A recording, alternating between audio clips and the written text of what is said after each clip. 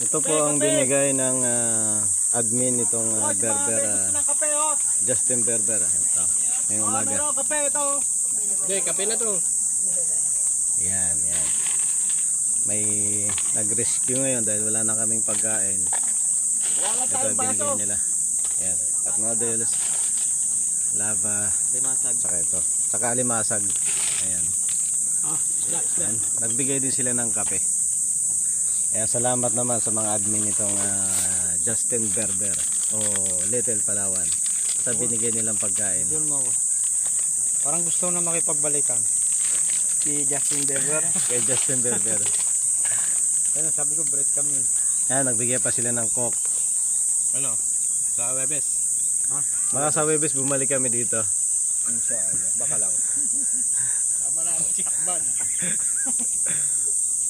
Alhamdulillah. Na-enjoy namin yung naranasan namin yung saya at saka lungkot. Pero masaya pa rin. Kahit na malungkot. Alin ang laman? Itong almusal namin ngayon. Naranasan namin yung saya. Kasi yung lungkot, at dismaya. sayahan pa rin eh. At pagka-dismaya. Bro, Ano yung hawak mo nito bro? ikaw bro, ano masasabi mo sa pagtulog mo na wala yung misis mo? Amoy lang. Hindi ko alam daw eh. Di ramdam. Kasi nasa akin yung suot ko yung damit niya. Dito? Ay mo. Amoy naman. Ayan, nakapagkape na din nila sa wakas. Yung ano ko yan? Makakapagkape na rin. Pagkalagay mo bro, konti lang. Sama ikaw?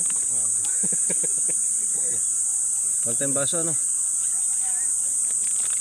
Alam ko na. Wala na makatayo kutsilyo. Gawin kong baso to. Bigat. Madalas. Okay na. Ang kape. Ayan, ganda ng panahon ngayon. Pero paghapon ay medyo makulimlim. Pero kung pupunta kayo dito, Sabi ka, yan, babano ka dyan mag-isa. kung pupunta kayo dito, kailangan pag May ano yan? medyo maulap-ulap na, ay magsiuwian na kayo. Para makauwi kayo ng makauwi kayo ng maayos. Kami kahapon pa kami. Hindi namin pinilit ang aming mga motor na Masira.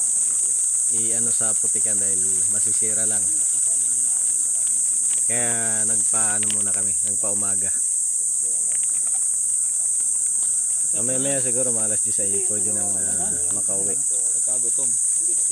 Yan, salamat po sa nagbigay ng pagkain.